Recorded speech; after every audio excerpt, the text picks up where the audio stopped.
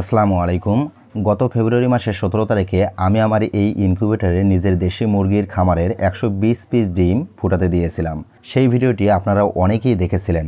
এখন কথা হচ্ছে 120 পিস ডিম থেকে কতগুলো বাচ্চা বের হলো এবং এই বাচ্চাগুলোকে কিভাবে বোর্ডিং করেছি সেটিও জানতে পারবেন এই ভিডিও থেকে। মুরগির ডিম থেকে বাচ্চা হতে যেহেতু 20 থেকে 21 দিন সময় লাগে, তাই 17তম দিন থেকেই বিশেষ পর্যবেক্ষণে রাখছিলাম। ইনকিউবেটরের তাপমাত্রা এবং আর্দ্রতা ঠিক আছে কিনা সেটি দেখছিলাম। তবে 20তম দিন থেকে লক্ষ্য করলাম ডিম কৌনোচ্ছিল এবং রাত থেকে বাচ্চা বের হওয়া শুরু হলো।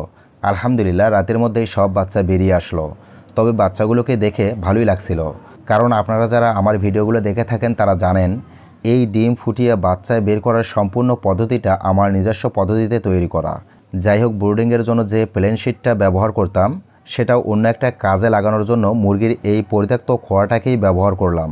প্রথমে নিচের দিকে ভালো করে পলিথিন বিছিয়ে নিচ্ছিলাম।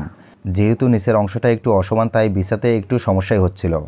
এই মুহূর্তে আমার কাছে কাঠের গুঁড়ি বা ধানের তুষ না থাকায় গরুকে খাওয়ানোর জন্য যে ধানের কুড়ো আছে সেগুলোই ভালো করে সমানভাবে বিছিয়ে দিচ্ছিলাম। তারপর এর উপর দিয়ে একটি চটের বস্তা কেটে বিছিয়ে দিলাম। বিছিয়ে দেওয়ার সময় যতটা সম্ভব সমান করার চেষ্টা করছিলাম। এরপর একটা লুঙ্গির কাপড় বিছিয়ে দিচ্ছিলাম, যাতে করে প্রথম দিনের খাবার ছিটিয়ে দিলে বাচ্চাগুলো খুঁটিয়ে খাইতে পারে। অনেকেই দেখলাম পেপার বিছিয়ে তার উপর খাবার দেয়। বাচ্চা বোর্ডিংয়ের সময় পেপার বিছিয়ে দেওয়ার একটা বিশেষ অপকারিতা আছে।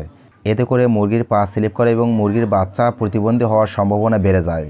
যাই হোক, বাচ্চাগুলোকে ইনকিউবেটর থেকে উঠিয়ে বোর্ডারে রাখছিলাম। পাশাপাশি বাচ্চাগুলোকে গুনেও দেখছিলাম যে কতগুলো বাচ্চা ফুটে বের হয়েছে।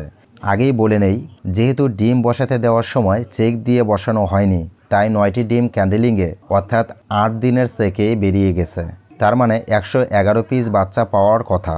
আর এই 21 দিনে একদিন পুরোপুরি কারেন্ট ছিল না, তাই সে কারণেও কিছু ডিম তো নষ্ট হয়েছেই। এখন দেখার বিষয় এখান থেকে বাচ্চা কতগুলো পেলাম। এক এক করে সবগুলো গণনা করার পর আলহামদুলিল্লাহ 98 পিস বাচ্চা পেলাম এবং প্রতিটি বাচ্চাই সুস্থ পেলাম। বোর্ডিং পিরিয়ড শেষ হয়েছে এই বাচ্চাগুলোর। আপনারা যেই মুহূর্তে এই ভিডিওটি দেখছেন, এখন 10 দিন বয়স চলতেছে বাচ্চাগুলোর। আলহামদুলিল্লাহ একটি বাচ্চাও নষ্ট হয়নি। এই বাচ্চাগুলোর সম্পূর্ণ আপডেট ইনশাআল্লাহ আপনাদের মাঝে শেয়ার করব। কত টাকার খাবার খায়, কি পরিচর্যা করতে হয়, বিক্রি করে লাভ হয় নাকি লস হয়, সে সকল আপডেট আপনারা পেয়ে যাবেন ইনশাআল্লাহ। এতে করে আপনারাও একটা ধারণা পাবেন। সবগুলো আপডেট পেতে আমাদের পাশেই থাকুন। আসসালামু আলাইকুম।